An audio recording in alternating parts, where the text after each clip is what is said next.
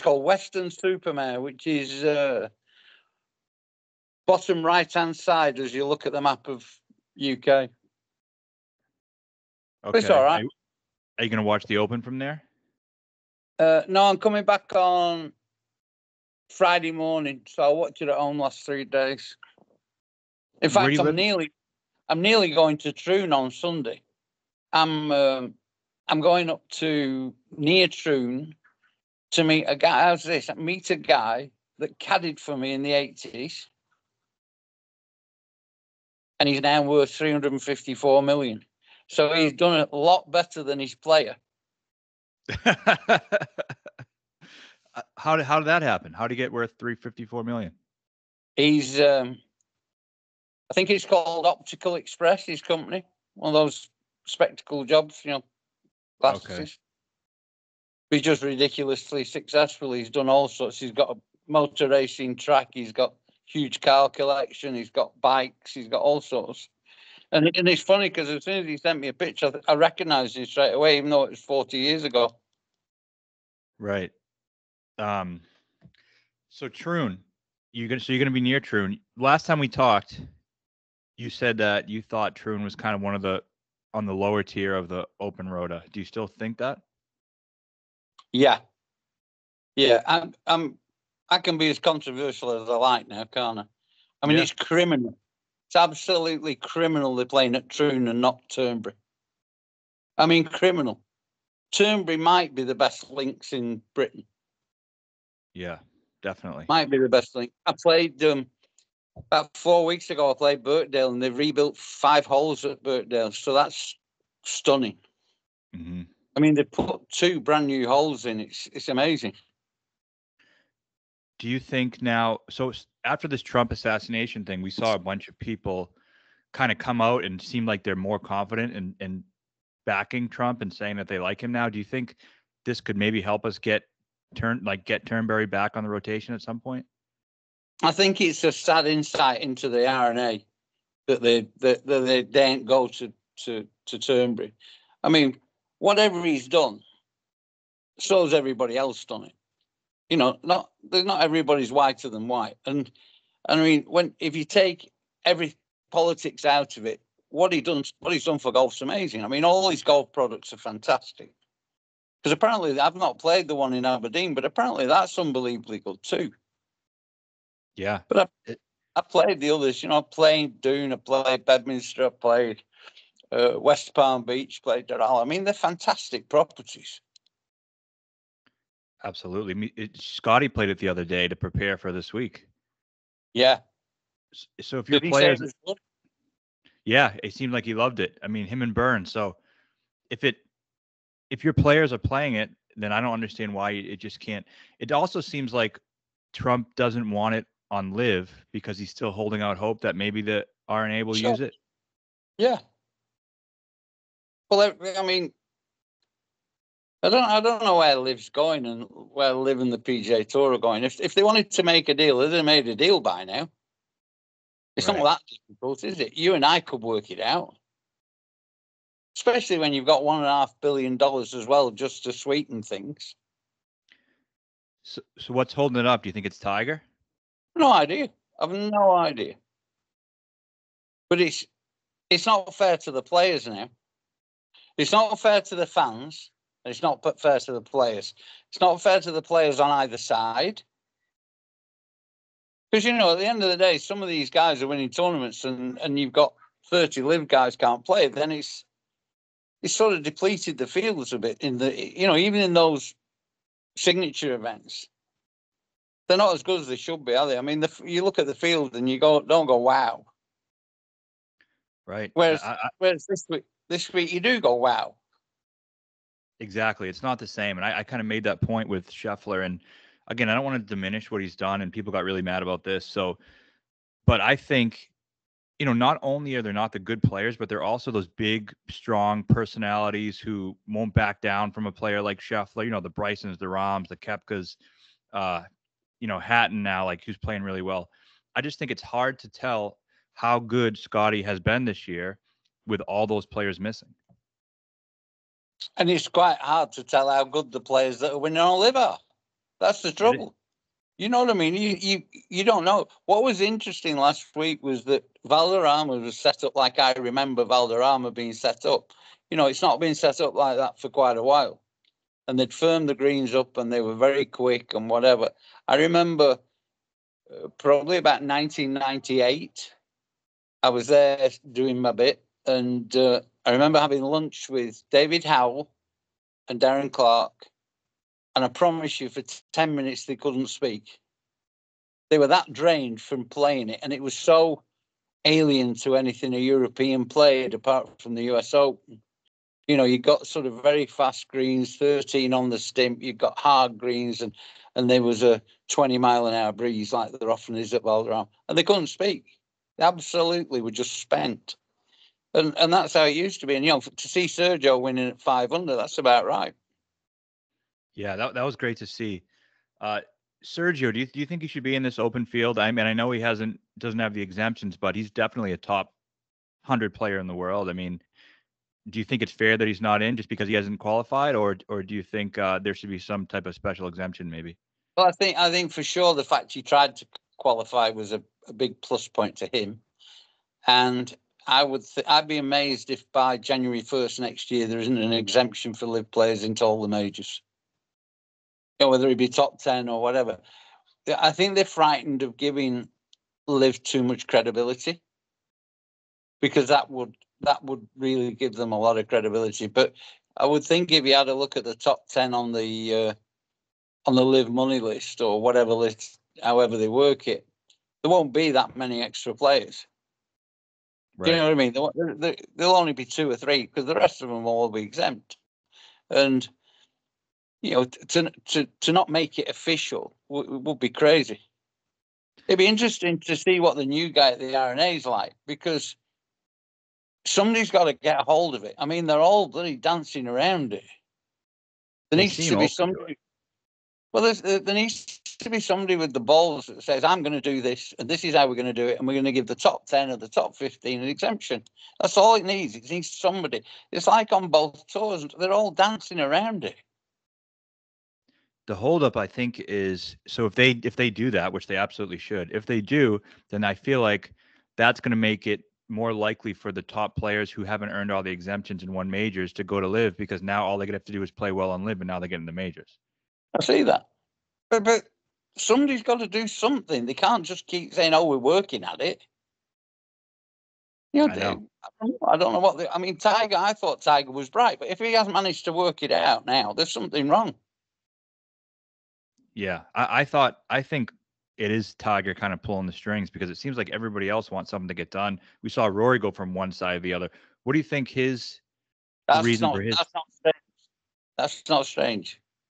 No. Rory goes one side to the other quite a lot. Bless him. What do you think caused that? What, the divorce? I've no idea. I think it's probably 2 young people that haven't really thought about it.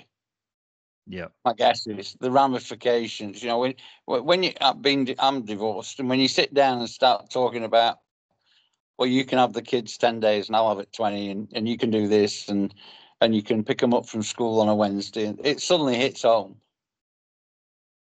And there were probably 200 million reasons as well why it hit home. It's cheaper to keep her. Yeah. It'd be nice if they both make an effort. It'll work, won't it? Marriage is all about trying hard. You're never going to have every day. It's never going to be a love affair, but you've got to try hard, haven't you? Especially with a golfer, especially with the most selfish species in the world, apart from maybe golf agents who are not far off them.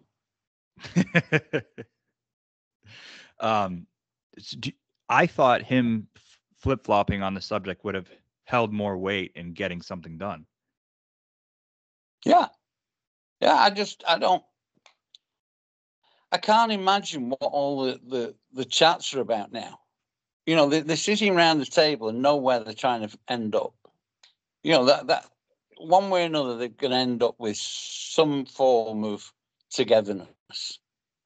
And I would think that form of togetherness might be that you let the best live players play in the signature events or something like that.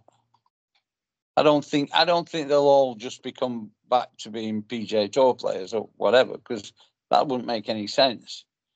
But I think, sort of if you and they may even you might even see the PGA Tour make another category with only 4 events in it that the live players playing. So maybe the Memorial, the Bay Hill, and 2 others, and maybe the 2 others rotate, and you get this wonderful field. Because I don't think it would make. I think what's great at the moment is that the majors are so special because they all come together.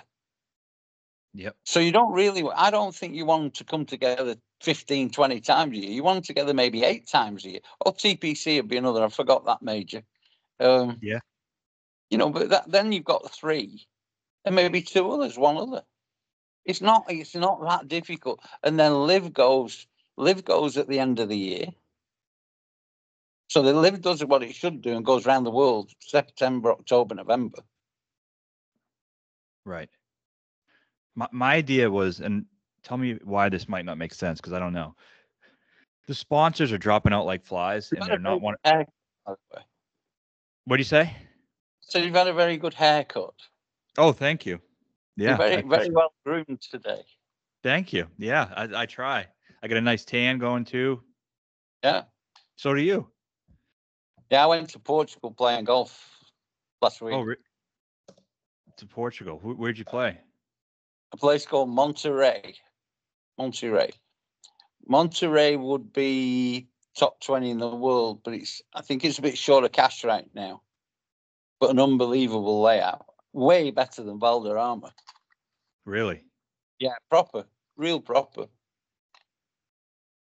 So that's something I kind of want to talk about too. I feel like there's so many good golf courses in the world that aren't being used. And I know it's infrastructure issues with hosting tournaments, but I mean, 40 professional, 50, 60 professional tournaments a year, and 40 or 50 of them are at shit courses. Yeah. Can we do something about that?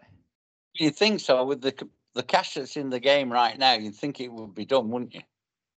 I mean, there's never been more cash in the game than there is now. The PGA Tour's got it, Live's got it. Everybody's got cash. Even the Asian Tour's got cash. So there's no reason not to go to good golf courses. And I don't think necessarily you should pay a big fee to have a golf tournament all the time. But you certainly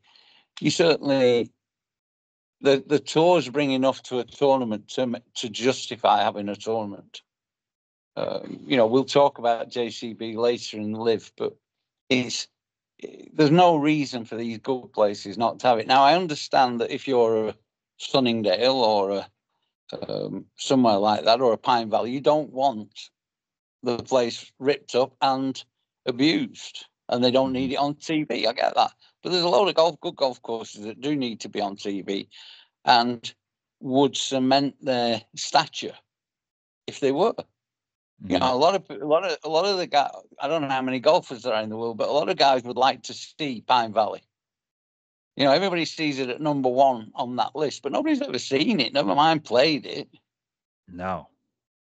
Mind you, if they saw it, they might wonder why it's number 1. But it's one of those things. I mean, I know why Pine Valley is number 1 because it's excellent, but it's a shame that all these places are a secret to a golfing public that's changing in front of our eyes. I mean, it's unbelievable how the golfing public's changing, isn't it? Yeah, it is. You've got me looking at DJ Khaled hitting balls without a shirt on last night, and you think, and I think that's pretty cool. That and he's so enthusiastic and so bad that it's quite amusing, isn't it? I mean, he's doing an awful lot for the game to a minority of. When I say a minority of golfers, because they're probably quite new golfers. He's not supposed to appeal to me, but he does, because you sort of think, well, he's appealing to a bunch of people that really haven't got anything to appeal to. Right. I think it's really interesting what's happening with golf, and I would have no idea how it's going to end up. Where did you see DJ Khaled last night? It's on his Instagram. Okay. Have a look at his Instagram. He's eating both because he's been a bit quiet for about 4 months. I've got a pal that follows him religiously, so I've seen an awful lot of what DJ Khaled does, and he's funny. Yeah. But last night he's suddenly back again hitting, and he's got a very new golfer swing, if that's a nice way of putting it. But he's a big fat bloke, and he's hitting it there with no shirt on, and it's going down the range, and he's saying, "Go, get down there, and you can see that the new golfer is the sort of guy that relates to that. Who also relate to Liv. Liv appeals to the new golfer because there's music and there's noise and there's, you get sort of Brooks walking onto the first tee last week in an England shirt. That was sensational. Yeah. The whole of England was wrapped up in football for 4 weeks and got crazy. I think 28 million watched on Sunday night. They weren't good enough, but a lot of people watched. But he turns up on the first day, and Ram didn't want anything to do with it. And Sergio took it on because Sergio had Spanish colours on. Yep. And I would love, I don't know John Ram, but I would love to talk to him honestly about Liv because I'm not sure he likes it. I get the impression it's not quite turned out how he thought it would, apart from his bank balance. Yeah, let's talk about Rom real quick because I'm amazed you've tipped him this week. That's a very bizarre pick. Yeah, I can see that, but my stance is this: I don't know if he's back. Eric Cole, by the way. What'd you say? So's Eric Cole, by the way. That is. Eric. Well, if there's one random winner, I feel like the Open is it. Well, I was trying to think of somebody akin to Todd Hamilton. Yeah. But they're about a foot difference in size. Well, Rom, let's talk about Rom. So you think it's a bizarre pick. Do you think he's completely out of form, or do you think it's mental because he doesn't like the move that he made? What's going on? I think a bit of both. And I think that he's finding it hard to get his game sharp where he's playing. I think he's a guy that thrives on intensity. And the last thing you could describe live events as are intense. Mm-hmm. Even though they're playing for that much cash. And even though on a Sunday the top guys are intense and they are trying to win. I'm not saying it's an exhibition because I don't think it is. And I would think Sergio would rank his win on Sunday as, in the top 5 he's ever won. For him to win in his home country and a big tournament and beat a good field, because they can't argue with Liv. They're good fields, aren't they? Yeah. Good people playing.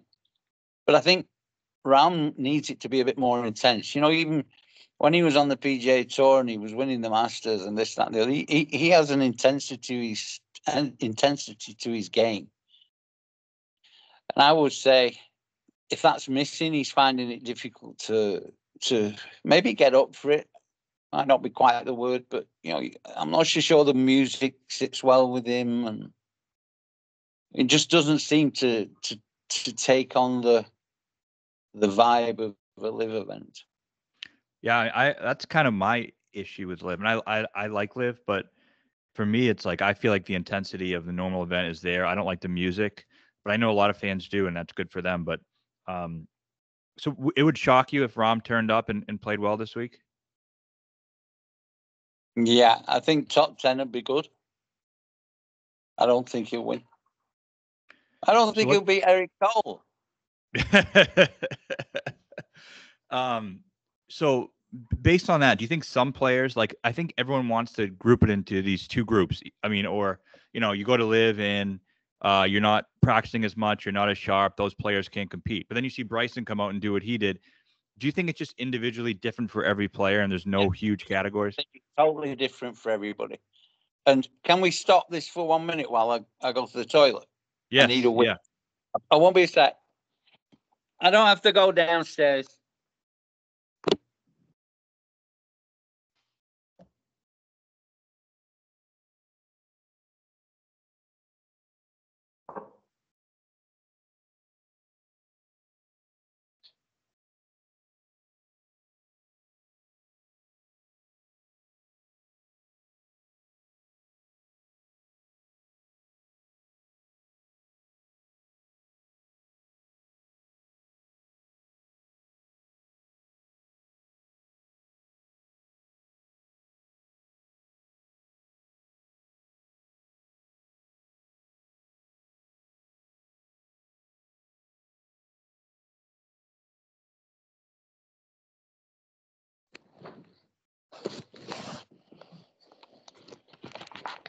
I'm back.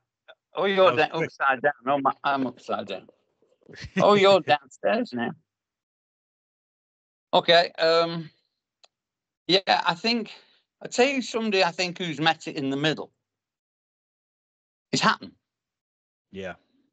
I think Hatton's made his it right in the middle because I think it suits him not to have to conform too much. He plays with a bit more intensity than most out there, and it seems to suit him. And that's why I'm tipping him to beat your John Rahm this week. He's playing great. He's the one guy who I couldn't fit in my betting, but I'm really worried about him. He seems like he's in a perfect spot to win. English? Eh? You're discriminating against our Englishmen? I got Tommy. You always have Tommy. You're going to pick Tommy until he wins. Yeah, which by the time he wins, I'm hoping I can at least break even on him. Yeah. Nice that his caddy's back, eh? Yes. I don't think there's not a lot been made of that. But it's a big deal. He had proper open heart surgery. Yeah. What do you make of his chances this week, Tommy?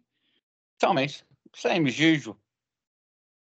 He'll be around, but I'm not sure I don't think he puts well enough to win. I really think he's a very, very average to poor putter. Never looks comfortable. Never holds the ones he really needs. No. And you've got to. I mean, you can talk about DeChambeau as much as you like, but he held the putts he needed to hold. That's the underrated part. So did Rory until the last hour. Yeah. I mean, Rory didn't even play well on Sunday. He was making 30, 40 footers to start the day. He was 67th out of 72 guys in approach. Was he? Yeah. Yeah. It was a bad miss on 16. It was an understandable miss on 18. When he hit it past there, I thought, oh my God, that's not what he needs right now.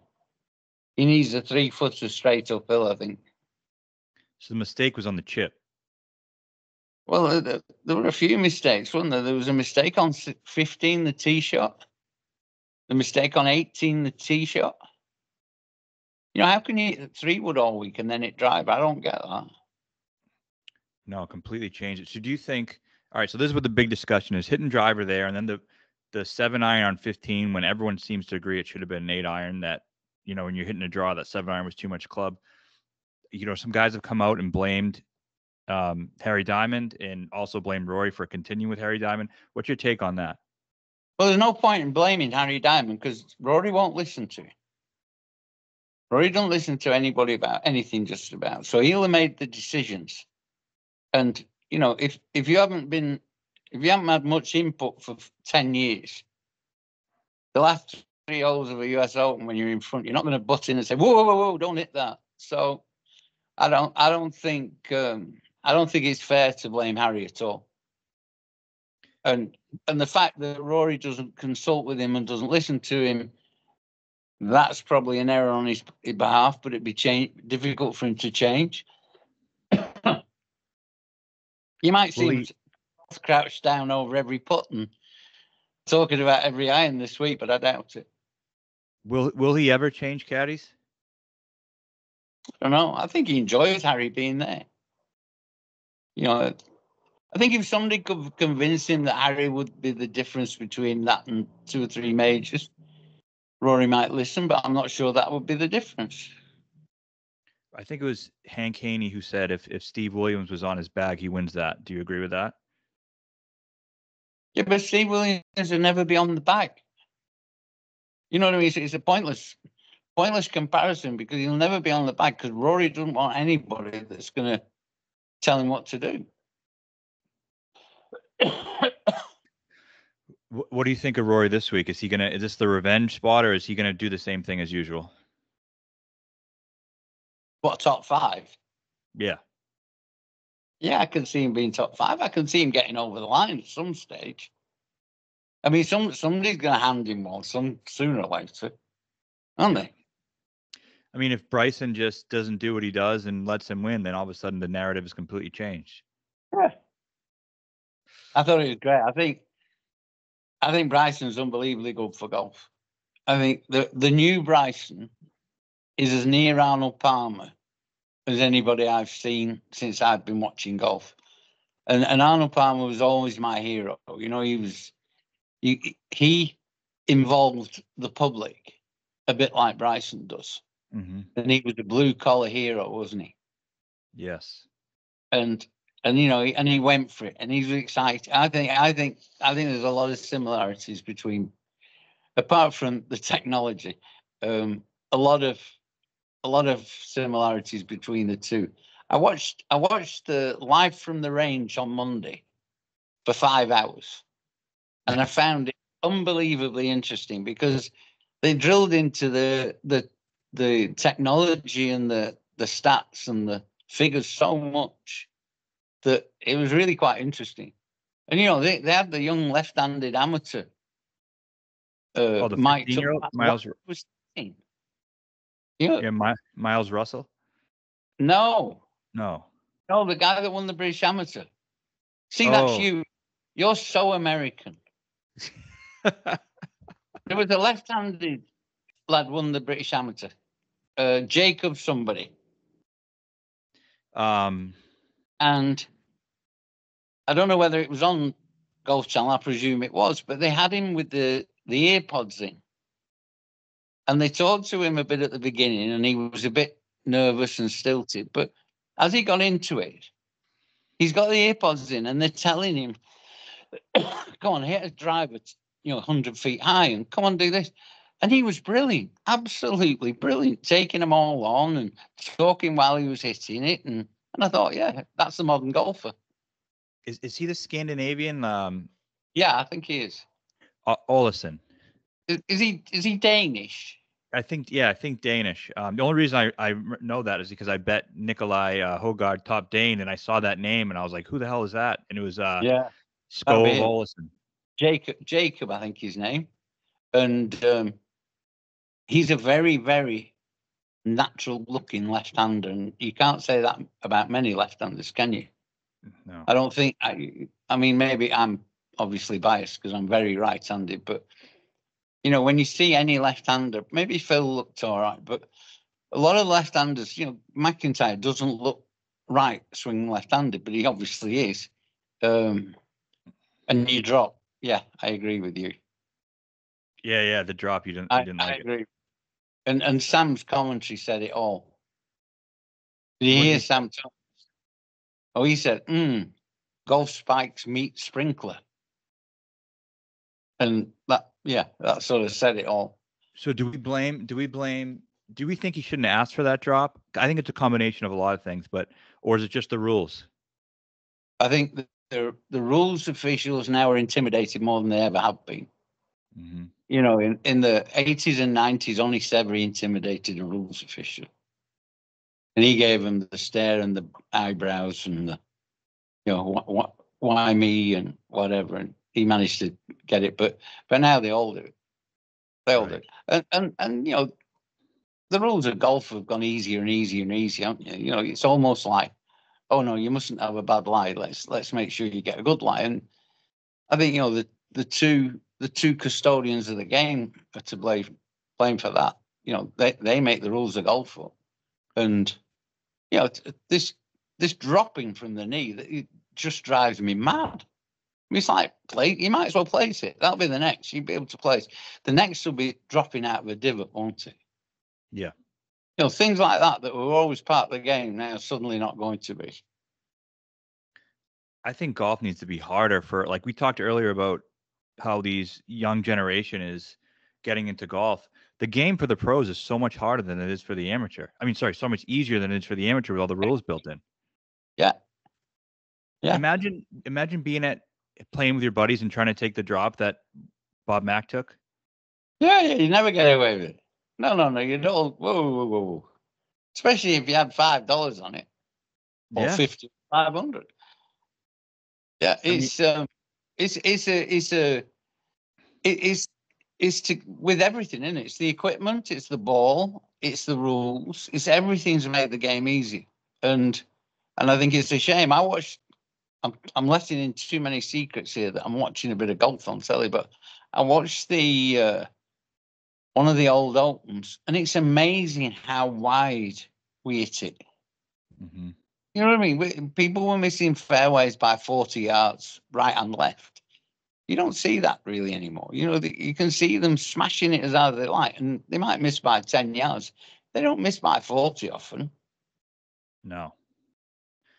And I was looking at a video. I think it was Scotty hitting a persimmon driver, and people were marveling at the ball speed was still decent, like 160 miles per hour or something. But the thing that I noticed the most was the spin rate was cut in half. Yeah, with the new stuff. So yeah, that's the ball is not spinning anymore. So you can't. The big misses are like 6 feet off the fairway. yeah. But you know why that is? They're all pinnacles that spin. Mm-hmm. They're all solid golf balls. I mean, I'm letting you in on a secret. I played yesterday, and I absolutely stone cold top to wedge, and never marked the ball at all. I mean, it's unbelievable that what you can do to a golf ball now, and not sort of mark it. And it's no wonder the ball manufacturers make a ball expensive now, £5, because you don't use that many. Right. You know, you used to cut 2 or 3 around. When I say cut, just mark them, or a sand mark, or they don't even get sand marks on. No. So they don't sell as many golf balls, so they've got to make them more expensive. Do you think it's more the ball or more the club or just both? Both. And do you Both. think they both should be changed? I think the balls should be changed before the equipment. That'd be the easiest rollback, wouldn't it? Yeah. The rollback should be the driver. The rollback should be the driver and the ball. And if you make it that the people can, somebody like Rory only hits it 260, and somebody like, I don't know, Morikawa hits it 230, then you put a proper game in again, and you don't need to build loads of new tees and golf courses. Yes. The part that it stuck out with me is like watching the John Deere or whatever. The biggest difference is you see Rory hitting these 350 whatever. That's fine. But then you see a guy like a Ben Griffin, and not to pick on him, but he's a guy who in 1995 would be hitting it 250, and now he's hitting it. I saw like 330, and it might have been a little downwind or whatever. But now that you have these short plotter hitters hitting at 330, 340, what golf course can stand up to that? No, not at all. And the modern day professional works so hard that combined with all that, they're in the gym an hour a day pumping their muscles up. I mean, Schauffele is a great example. I mean, he hits it 15, 20 yards further than he did 3 or 4 years ago. I think he looks a really good player now. I didn't think he looked very good 5 or 6 years, 4, 5, 6 years ago, but he looks a real good player now. Because he's chasing the speed, and all these, I think these players are realizing, and the young generation has never had anything different. All they have had is speed, speed, speed, speed. And with the spin rate so low and the misses so low, there's no real reason not to try to get the highest swing speeds you can get. Yeah. And then hits a wedge out of a foot of rough rather than the 7-iron off the fairway. Yeah. It'll be interesting this week. I think the rough's up this week, isn't it? Yes. How do you expect it to play? Do you think we see the 20 under like we did in 2016? No. I think it'll be 5 to 8. I think it'd be a nice tournament this week. And they had a funny wind yesterday. They had it the wrong way around. It was against the front 9, which is very, very strange. Against off the right. And the other day, that was when it was downwind the first 6, and I think they said Oberg had 175 into the longest par 5 in Open history In the world. in the world. Yeah, but so I think the course is playing reasonably fast. And when I say reasonably fast, not unfairly fast, just fast enough to, they'll still be stopping it reasonably. Yeah. Maybe not by Sunday, but because I think, even the RNA have got the idea of stopping watering on a Thursday. So you get the course easiest Thursday, Friday, but by the time the weekend comes, it's quite a firm test. So for Troon, what don't you love about the course? There's a few blind shots, bit of lack of definition in places, few unfair traps. I'll tell you an unknown fact. I was second alternate in 1973 for the Open, and my all-time hero was Tom Weiskopf. Mm-hmm. And it was the days when you had to pay for a week's accommodation and this, that, and the other. So, I was there, so I stayed. And I watched him hit all 273 shots. I watched him live, walking around at every show. Wow.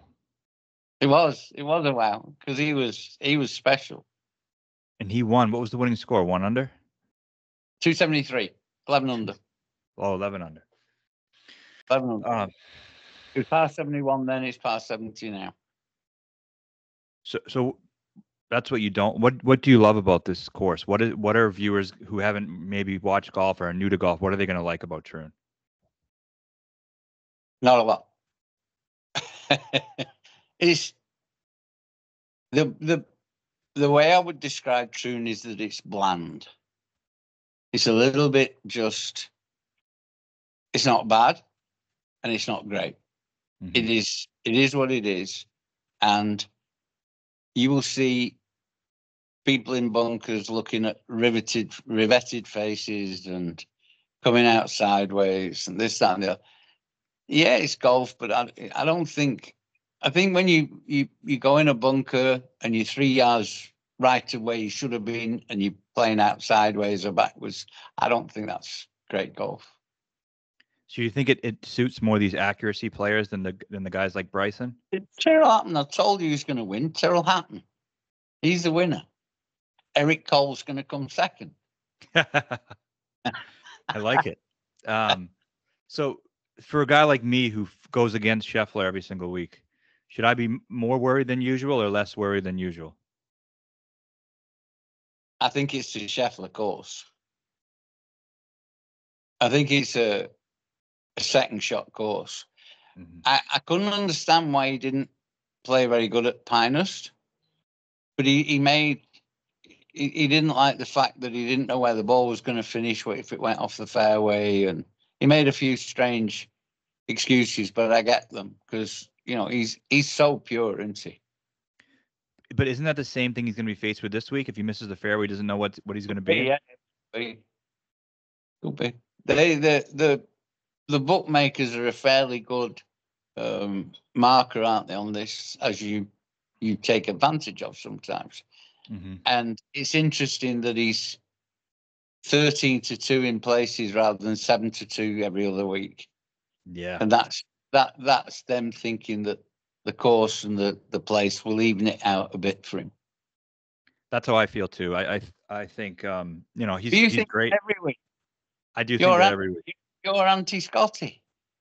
I mean, I'll put it this way. I would bet Rory over Scotty at Pinehurst at plus 185, almost 2-1.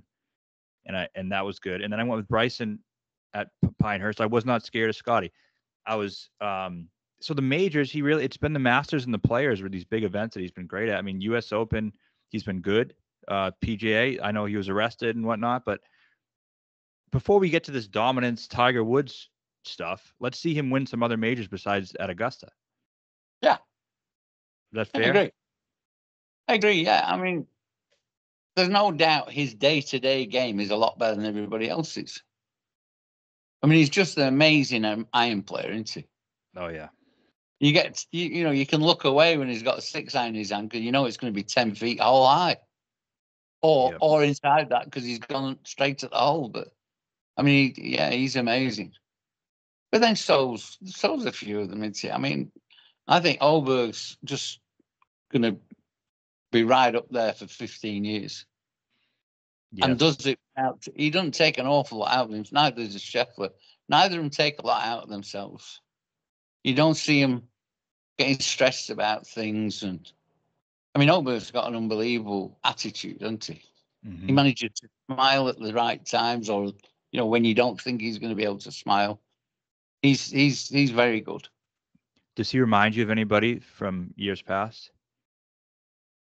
Do I saw? That what? Does Ludwig remind you of anybody from years past? Probably not. Goose. That makes Goose didn't smile a lot, but just got on with it and just played lovely. And he wasn't far off him. He didn't have that. He didn't have that nice sort of smile that Oberg breaks it up with. yes.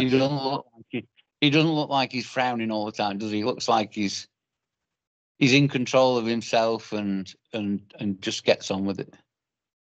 Do you like his chances this week, or do you think he's still a little early? Yeah, I think he'll be in there pitching. I haven't really studied the weather forecast for tomorrow because you know what it's like. The first 2 rounds they open, the weather forecast dictates a lot. Yes. And you could get if you get it doesn't really matter too much if the wind blows the normal way because it's downwind the front side. But you could play real early and play the front side with not a lot of wind and then play back into the wind without much wind. And then the guys later are going downwind quite hard on the front nine and then battling back into wind because there's a couple of horrendous tee shots. The 11th's horrendous. I was looking at that one. I mean, he's blind both ways, 20 yards wide, OB. Oh, it's just screaming, give me another ball, isn't it? Oh, yeah. It's tough. So you think of the top players, top-ish players, Hatton is your guy? I don't know why. For about 4 weeks, I've thought Hatton's going to be thereabouts. And as soon as I thought that he won in Nashville, Tennessee, or wherever it was, yeah. And then he finished third last week, so he's got some form. He's got course form because his best Open finishes at Troon. Mm-hmm. And like I say, he seems to have Liv seems to have worked for him. Yeah. It seems to have worked for him. Yeah, I think he's a great pick. I like him a lot. I think it'll be really interesting this week. And if it had been American, you'd have picked him. Yeah. Well, you say I pick Tommy every week, and sometimes I do. Do you think, I mean, skill set wise, this should be a perfect course for him? Have you? Yeah, it should. Have you picked Finn now? No. I can't see that at all. A lot of people seem to like him. Yeah, I've seen that. I thought it was you. I thought. No, not me. I thought. Who have you picked? You picked Fleetwood. Fleetwood, Rahm, Hovland. Oh, Hovland. You like Hovland? Yeah, he's not American, you know. Are you sure about Hovland? 5 of my 6 picks aren't American. Only one is Akshay. You're biting. Yeah. Who have you picked? Who are the Americans you picked? Just one, Akshay Bhatia at 130 to 1. Oh, of course you have. And have you picked Tom Kim? No. I'm reading somebody else's column. Yeah, I'll tell you what. I got Rahm 25 to 1, Tommy Fleetwood 25 to 1, Hovland 30 to 1, and then Neiman 66. Quite like Neiman, but he's not done it in the majors when he's played, has he? No, he has not. I like the low ball flight. Yeah. This week. He's a good player. Who else? And then I picked Louis a while ago, but it seems like everyone's picking him now, so I don't really like it as much anymore. What price do you do Louis at? 130 to 1. Yeah, well, that's a great bet, isn't it? Yeah. That's a great bet. I think probably Louis might find it hard to win because he's not played under the intensity of winning an Open particularly. I think he freewheels on Liv. Yeah. I think he enjoys it. I wanted to ask you this about Louis, actually. You know Louis obviously well. I was a little disappointed when he was granted an exemption in the PGA and he turned it down, and then he didn't go to U.S. Open qualifying. What do you think was up with that? I don't think he's got that much ambition. You know what I mean? I think he's such a family man. He would put the family before anything. And he's stashed a few dollars away.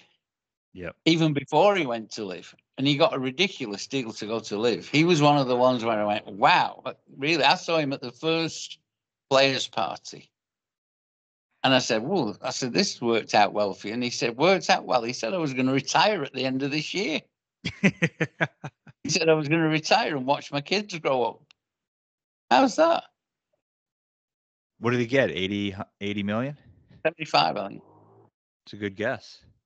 Well, he was coming off that 2021 where he had the 3 runner-ups in the majors. Yeah. It was a good timing. Yeah, it was. And if you multiply what he got by 20, and that's how many rand he got, he could almost buy South Africa. Really? That's a lot of cash. So that's why I like him for the course. It seems like a great course for him, but I agree. The ambition and the drive to win, I don't know if he has it. The windier, the better. Yeah. Lovely wind play. But then again, Saturday comes along and he's tied for the lead going into Sunday. All of a sudden, you can turn it on, and there it is. Yeah. It's forecast windy Friday, Saturday, Sunday, I think. Yeah. That'd be fun. Oh, it's going to be great. I can't wait.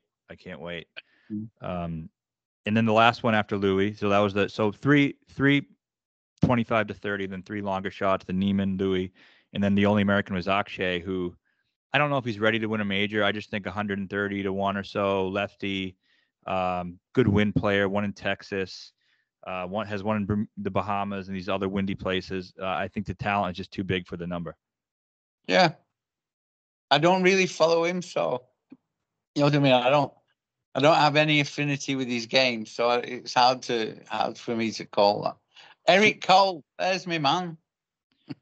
Yeah, it's just the short, accurate plotter. 400 to 1. Yeah. I mean, similar skill sets to him. Do you think like the Russell Henleys of the world have a chance, or the Corey Connors, the accurate ball strikers?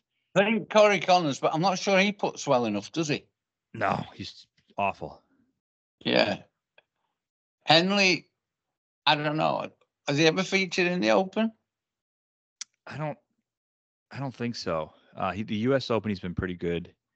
But why have Americans been the U.S. Open? Yeah, the Open. The Open.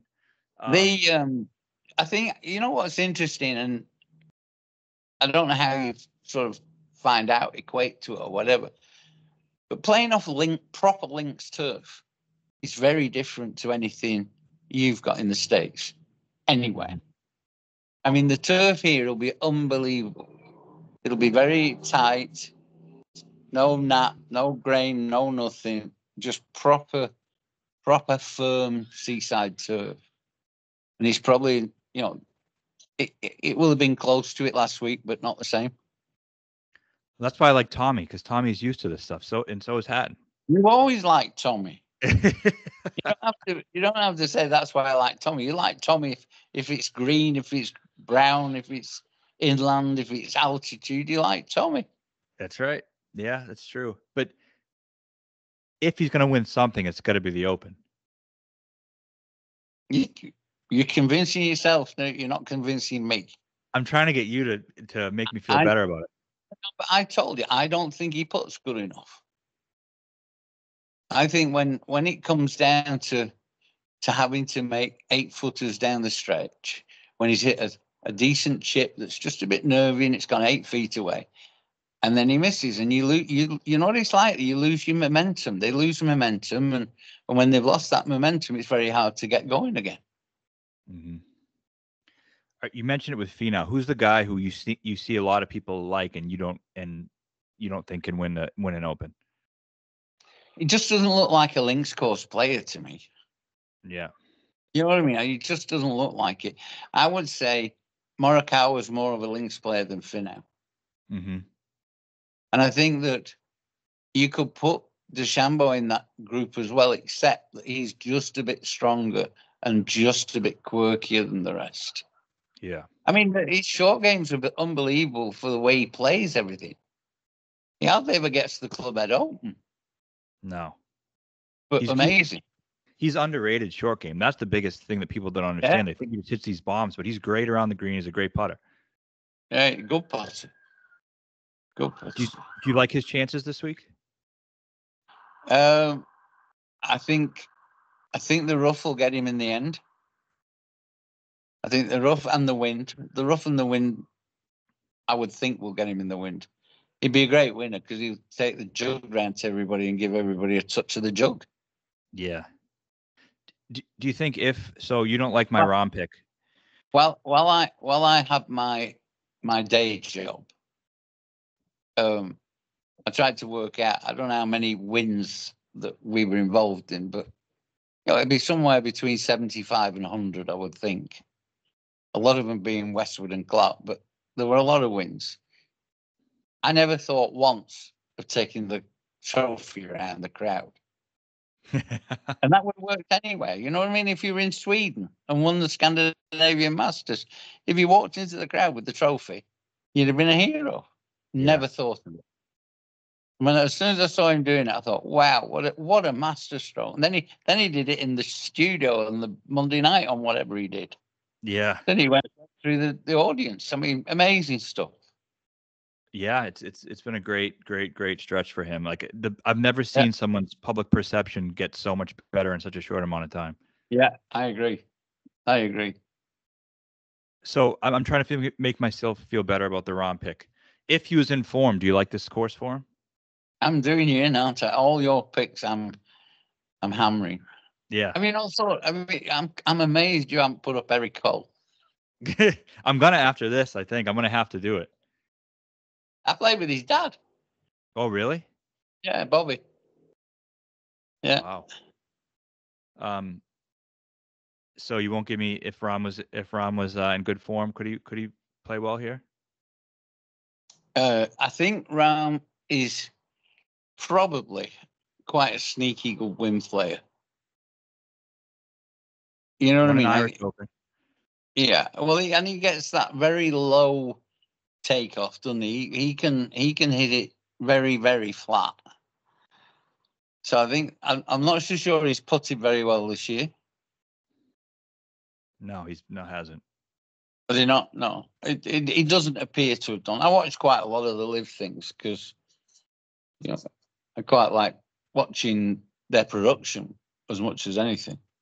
But there's no real reason for me not to like Rahm apart from you. Yeah. What about Brooks? How do you feel about Brooks? Brooks is very quiet. And funnily enough too, the one I noticed that was working ridiculously hard this week in my range watching on Monday and Tuesday is Dustin Johnson. He's been working really hard, but you can never rule Brooks out because he's a winner. Mm-hmm. He can win if he puts himself in position. He can win. He's obviously got the game for it. I think he's a decent win player because, you know, he did learn the game in Europe, and that's right. And yeah, he'll be there or thereabouts, I would think. And like I say, I wouldn't be surprised. I was amazed how hard Dustin Johnson was working. So I wouldn't be surprised if he didn't put himself up there. We've got about 24 picks between us now. We got to get one of them. But DJ, do you think people are saying he's just packed it in and so you saw him working hard, and I've heard he's actually working really, really hard. He just isn't playing well. Do you think he's done, or is he just have one more run left in with being good? I think he's got a bit of time left yet, but you know, listen, he made a lot of money when he signed. Are you going to take the foot off the gas? I don't think he was ever that intense, was he? I mean, he's played the game the way he wants to play it, and he's had weeks off when he wants to have weeks off, and I'm sure if you asked him, he really loves playing the live stuff. Yeah, I don't think it'd be nice to put everybody on a lie detector. It would be great. You put the top 15 live players on a lie detector and the top 15 PGA Tour players, and ask them the questions and get them to answer completely honestly, you would get a bit of everything, because you get the odd PGA Tour player that wished he'd signed with live when the 100 million was put in front of him, and you will certainly get the odd live player that would want to be on the PGA Tour But you will get a lot of live players that don't want to be anywhere else than where they are. Right. I think they have a ball. I'll tell you next week after the live JCB. I'll tell you that after that, because I'll be a bit fairly close up and personal to a few of them, and I don't think that many would change what they've done. And I think that's what we started off by talking about what people want to do and how they're going to come together. I think one of the reasons is that I'm not sure how many live players actually want to be on the PGA Tour anymore. Yeah, there's definitely some who, I mean, like Cam Smith definitely has no interest in being on the PGA Tour. Oh. Are you looking forward to these guys coming to your course and being able to interact with them and ask them questions? I think I don't. I'm not sure I would ask them too many, but it'll be you. I'll pick up the vibe a bit, won't I? And they'll moan about the course a bit like they do, and it'll be quite interesting. I'm more interested in seeing whether Bryson hits it over the nets at the end of the range, because looking at it and knowing it, I'm sure he's going to hit it into the road and the houses on the other side. Mm-hmm.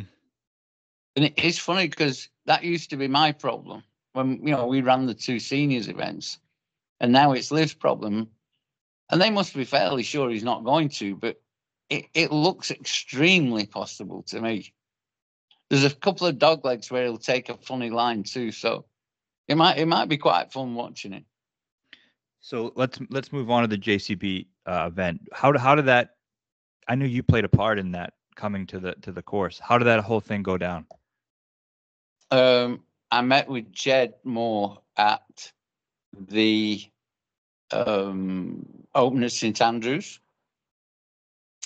and I knew we didn't know what we wanted to do down the line, because we had the two Legends Tour events with, to me, some of the characters from the Champions Tour playing. So Darren Ernie, VJ, Goose, Monty Daly, like that. Mm-hmm. And where do you go after that? So one of the thoughts was to go Champions Tour co-sanctioned, which would have been all right. There would have been a bit of a political mess, because I'm not sure the Champions Tour were going to give the Legends Tour many spots. Mm-hmm. But that wasn't our problem. Our problem was that if you had the Champions Tour co-sanction, you would get maybe Jimenez and maybe Langer extra, mm-hmm. because they always had reasons not to play, because Jimenez goes back to Austria with his wife, and Langer does some corporate stuff in Germany that week. Yeah. And apart from that, then, would we get Stricker? Maybe. Would we get, would we get people that are going to change the dynamic of the tournament? Not an awful lot. So then my reasoning then with JCB was, well, if we got a DP World event, we would get the English Open or something similar, and it'd be $2 million, and you won't have heard of any of the players. Mm-hmm. And that's not JCB. And I said, we can do a Champions Tour event and da da da. So I sold the seed up with Jed, and he said, "Do you think they'd do it?" I said, "Yeah, I think they would." And it seemed to be that JCB, the boss is a friend of mine, Graham McDonald, and I think he was ignorant to the fact maybe that they were building 55 golf courses, and that's a lot of machinery. Mm-hmm.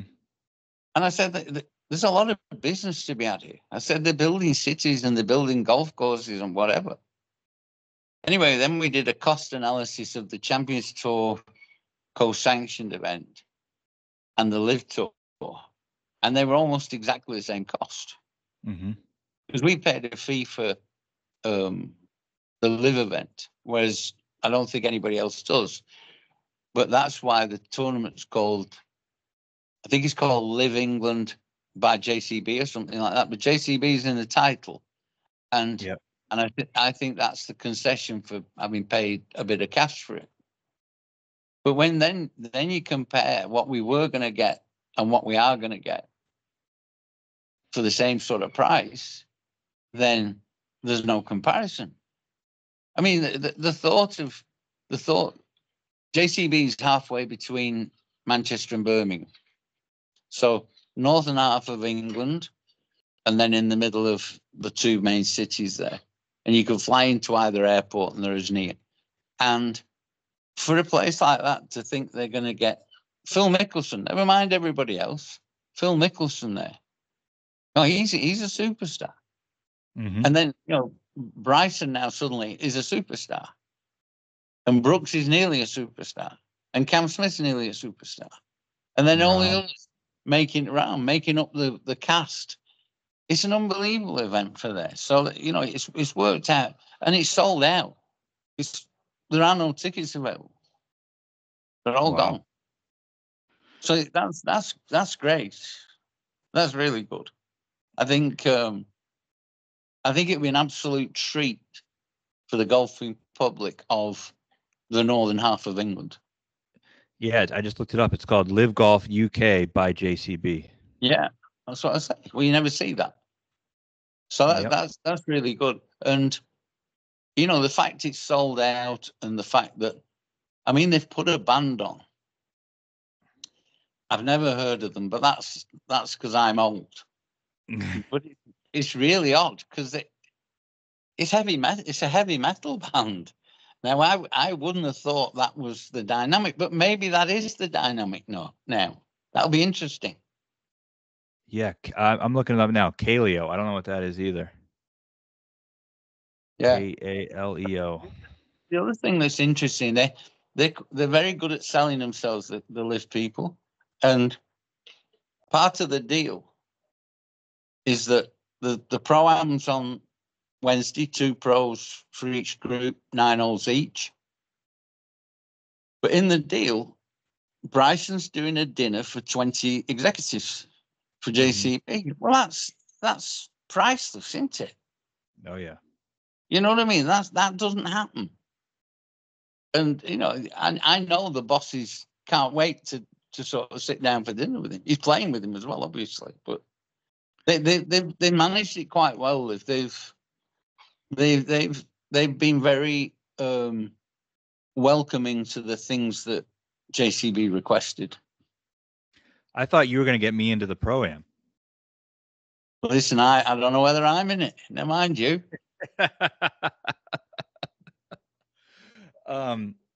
So golf course wise, for the people who watch me because they like betting picks, who's it going to suit the most? Well, I think I mentioned to you, it's going to be a Bryson course because he's going to kill the par fives ish, and there's doglegs where he can make the course look extremely short in places. But Sam Horsfield's a member, and his form's quite good. Oh yeah. So I would say he's not the worst pick. I bet it yesterday. Did you? 150. Oh, yeah, you see. I'll expect a little case of champagne if that comes in. Absolutely. You heard it first from me, and then you told all your followers later. If they get here, if they're an hour into the interview and they hear it, then we'll see. Yeah, absolutely. So, and then after that, it's hard to say who it suits. How about a winning score? I would say 16 to 18 under. Greens, it's not stopped raining around there for about the last 4 months. If they can firm up the greens, they can get them very quick. And they can make the pins pretty dire. Mm-hmm. If they did that, then it might be 12. But my guess is that it'll be a bit more than that. But if it gets a lot of wind, it's up high. It's not particularly high, but it's very high. It's exposed. Mm-hmm. And it seems to be always windy. So that'll have a bearing on it too. It'd be fun. Yeah, I'm looking forward to. What's your week going to be like when it's there? What are you going to do? I'm going to drink. Yeah. I got nothing to do. Live do it all. Yeah. Live do everything. So I'm really hobnobbing. Do you have any dinners or meetings or anything planned? No, nothing. Nothing. I'm taking a 92-year-old pal of mine on the Friday because I can get him to the places that he shouldn't be able to go to without having to walk too far. So that'd be nice. But no, I mean, I will do things, but at the moment, I don't have to do anything. There's nothing. I will be the one that spots that this isn't right or that's not right or whatever, together with about three or four other people. But my view will be a little bit different, perhaps. It'll be great. So It'll be absolutely great. And like I say, for the local area, it'll be stunning. is that Liv's path to success on its own, is going to these places where people actually want to see golf? I think one of the mistakes they've made is going to these places but no one really cares about golf. Yeah, I think. I mean, they're there for 2 years at JCB, and possibly more if it works out. But I think that because it's in an area that doesn't have golf, the Belfry's about an hour away, 45 minutes away. But the Belfry's only had small golf tournaments for the last 20 years, since the Ryder Cup was there. So they haven't had all this plethora of top players. So, like I say, it'll be really interesting for the people in that area and within 2 hours of it that there's such a great field on the doorstep. I would think our field will be similar to, maybe not quite as good, but not far off the PGA at Wentworth. Yep. And that'd be amazing. Yeah. Yeah, big event. All right. Before we wrap it up, long after you and I are gone from the earth, this interview will live forever. Is there any stories you want to tell? No, you've had too many of mine. Okay, so your winner's Hatton this week. My winner's Hatton. I like Fleetwood for you, just to make you feel better. I like Ram for you, just to make you feel better. Who else? I'll tell you who I have a sneaky feeling for. This is a left-sider. Justin Rose. Mm-hmm. Justin Rose. He'll play the conditions all right. And he's gone along there and he's qualified and, shown that he wants to play in it. I think he'll have a reasonable week. I like digging out long prices that might go well. And see, I'm the opposite of you. I like to go with 10 places and see if I can get somebody up there. Yeah. That's probably the way to do it in most cases. But then you'll get the one every so often that hits big, and it'll pay for the rest. No, I like the way you do it. I think you're ahead, aren't you? Yeah, I think so. We'll see. I'll tell you what. I'm not, just like you, I'm not as confident this week as I have been in the past, because I think there's so many variables. There are a lot of variables. Weather and the wave splits, and we saw what happened in 2016, and we'll see. I mean, that's why I kind of pick guys who I think are a little bit too priced. One guy we didn't talk about, Hovland. He might not be in form, but what do you think about him? Yeah. I watched him on the range too. He was swinging all right. He always looked a bit loose to me, but he was swinging all right. I'm not sure how good a links player he is, but we'll find out, won't we? Like I say, you said before that the unpredictability of the Open makes it a very difficult event to be sure about anything. And, I would like to find somebody out before 8:00 tomorrow and get somebody on the board and back a couple of people there to have the low score of the day. Because I think that's what happens in the Open. But I think it's a desperately difficult betting event. It is. The one that I hit, the one that I was most sure about, is the one right here in this picture when Cam Smith beat Rory. Yeah. That was a good one. That was one of the best Opens. That was a good tussle. You've forgotten Cam Young. Oh, that's right. He tied Rory in the end. Everybody's forgotten Cam Young because he can't get over the line. Yeah. Any thoughts on him this week? Not the right course. I don't know his game well enough. He just pumps it. He does. He does yeah. just pump it. Doesn't know where it's going sometimes. I think that's the problem. But all right, I'm going to let you go. Thank you so much for your time. People are going to love this as usual. I love talking to you. One of my favorite people to talk to. All right. Well, listen, if you want half an hour before Live next week, we'll do it. All right. Sounds good. Thank you. All right. Good luck this week.